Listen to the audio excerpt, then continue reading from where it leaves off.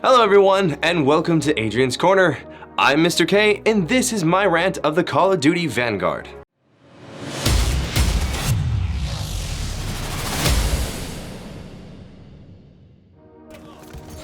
For a lot of people, Call of Duty, or COD, is a well-known gaming series and/or IP, which originally started its debut back in the early 2003. It displayed a gripping American, British, and Soviet campaign that was set during the World War II era, and would become an overwhelming commercial success, selling over 4.5 million copies worldwide. Now, this would then spawn its first sequel, which would introduce a fast-paced multiplayer to the franchise, cementing its place in the world of online gaming and opening up the franchise to what would become a long cycle of yearly releases that have spanned well over a decade, leading to the current year of 2021, and the brand new title Call of Duty Vanguard. Now, before I start tearing this game apart, I do think it's fair to point out what it got right. And it got something right. Right? Well, kind of, on a sort of level. The one thing I can say in a positive light about this game was the way the maps look and feel. The game does look incredible, from the main campaign to the multiplayer and all the way over to the zombie map. I especially love the old-timey nostalgic feel of the zombie map, with its echoes of the old school horror vibes like Return to Castle Wolfenstein.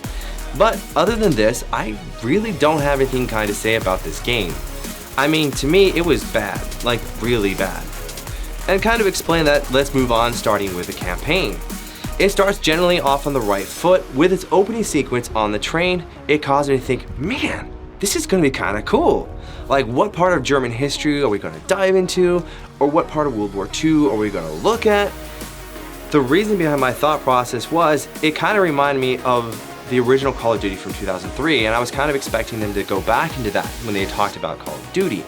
Unfortunately, the Call of Duty Vanguard decides to branch off, which was intriguing at first, but really fell flat quickly.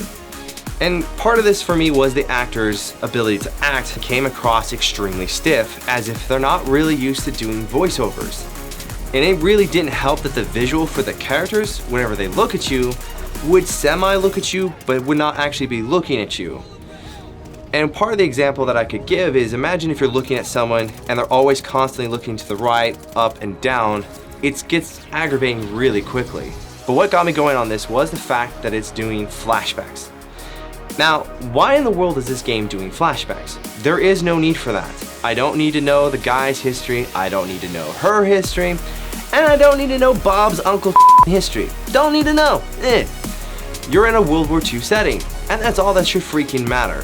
Please just go start your story. You don't need to know every backstory of every rock and branch. And I definitely don't need to know the backstory of this Arthur and how he became a sergeant. But Vanguard decides to deviate from the main campaign, which completely grinds the story to a halt. And when we went back to the main story, it was just a long cinematic sequence, which I thought I was gonna get some gameplay in, and they're like, no. See, that isn't fun. What's fun is another backstory. So let's go over to Polina's story. And I was like, no, please, no, I don't want to do another backstory. It's not necessary to know everybody's backstory. It really is not necessary. It's like taking my all-time favorite character, Gordon Freeman, from the Half-Life series, and doing a full backstory on how he got his PhD, and how he became a doctor, and how he went to school, and what women he dated. I do not care. All I care about is that his name is Gordon Freeman, that he's a scientist at the Black Mesa facility, and he's doing a goddamn test. That's all I care. Do I need to know the rest of his life? No. Now, this is some fantasy world, but you don't need to build your characters like this. If you're going to go into the World War II setting, you need to leave it freaking simple. Now, when the first Call of Duty game came out, I was so entrenched in watching and playing the game because I felt like I was on the front lines. And I felt like I was fighting with the American soldiers, and I was fighting with the Russians against the Germans. And I saw all this massive slaughter and death and destruction. However, in this game, when they do the D-Day event, it's for a side quest, and they made it look absolutely tiny. It just comes off out of place in the game, like it really shouldn't exist. Which then brings me back to what this game got so freaking wrong. Next is the shit show that is the multiplayer. One of the most irritating elements of the game was the weapons. They're either absurdly overpowered, that borderline on insta-kills like the STG-44, or then like the sniping class, which is sluggish, slow to shoot, and you're like, as you're trying to fire.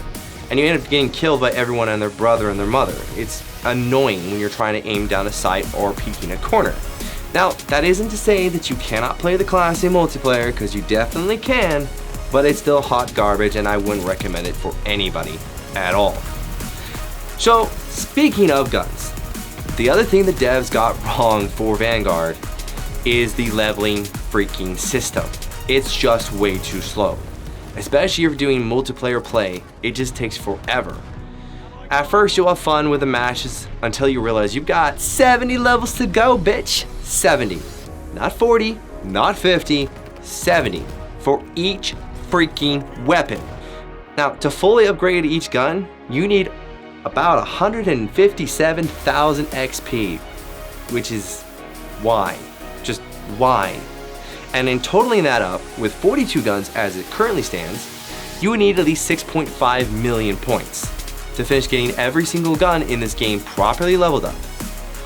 Now, ordinarily, leveling up weapons would not be that big of a deal, except that the devs went out of their way to make this a very dull and boring and painfully long process. And part of the reason that this is a dull process is the spawning locations in the multiplayer. It wouldn't be so bad if the spawning locations were not spawning killing you in front of other players. In other words, on the Blitz maps, which is their tiniest maps, which are the fastest pace in the game, they will literally spawn you in front of enemy players with no space to move or do anything. I've gotten killed over and over in games where I literally just spawned, died, spawned, died, spawned, died. It's boring. That's not fun to play. That's not skill. That's not matchmaking difficulty. That's just lazy spawn locations. But honestly, what gets me the most in this game is the balance of the guns. There's almost none. Now, the guns do damage, but unfortunately, they are not equal across the board. So some sniper rifles will insta-kill you, while other STG guns will insta-shoot you, and then you got people running around with shotguns and shields going and shooting everybody. Now, if they were to fix the spawn locations to the weapon balancing, it wouldn't be so lackluster.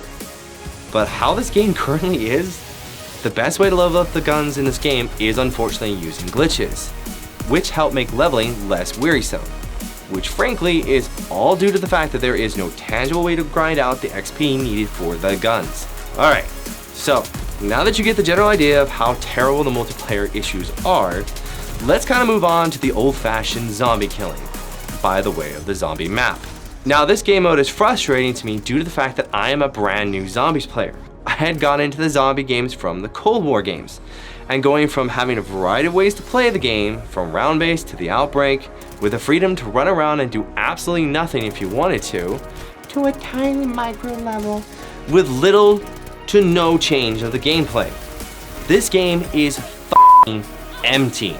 As reported from an article from IGN, there are no Easter eggs, no storylines, no wonder weapons, and a limited, uninspiring suite of perks.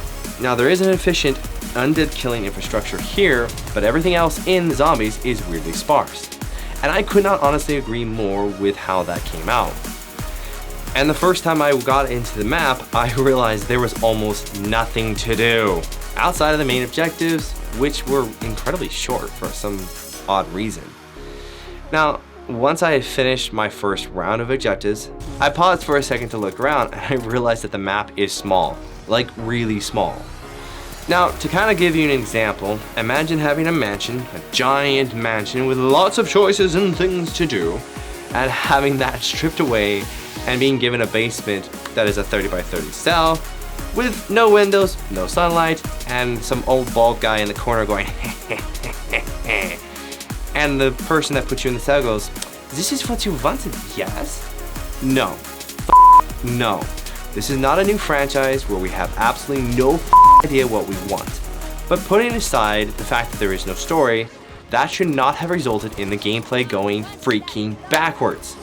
from the lack of upgrades, which made you not want to explore anything in the map or to see any other possibility of stories out there, it was frankly baffling to see this judgment call. Because here, I was wondering, why is there no mini missions in the game? There's no real main missions.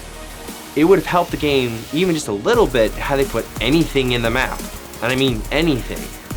But unfortunately, I felt like this game mode was gutted and was pushed out way too soon. This game should not have come out for at least half a year. And yeah, I get that Vanguard will most likely get better with time, but its opening launch, it's just bare bones. And last thing about the zombies is the farming. Man, the farming sucks ass. See, farming for XP in this mode is frankly pointless, since killing after so many zombies, the XP amount that you get per zombie drops exponentially, making it basically worthless to play. And I know that some will say that it will have an update when the new map comes, but this game is launched like a stripped down car being showcased. There's nothing to show here but the frame. Like, why is this out? Now, to prove my point is the sales and ratings of this game, from the Metacritic score being down and to the games industry UK showing that it's down 40% over last year's game, with the latest GSD data shows that physical retail sales have dropped 26% over last year's copy, whereas the digital sales fell 44%. Now, Activision has been making these games for 18 years at this point, and you would think that they would know how to make a game. And the excuse that Treyarch is just taking over, not valid. They've been making part of these games for years as well. This isn't a brand new IP where no one knows what the they want. Make what the fans want. Simple as that. Now, to sum this all up, is it worth paying full price for this game? Honestly, at this point, no, not at all. And if you really do want to get it, you can either wait for a holiday sale or until the price drops down and there's more content. Now, I do get that the zombie mode has the promise and potential to be something worth playing in the future, but until then, I can't recommend this game at all. And with that, my friends, brings this episode to a close. Thank you so much for joining me here today. From Adrian's Corner, I'm Mr. K, and I'll see you all next time.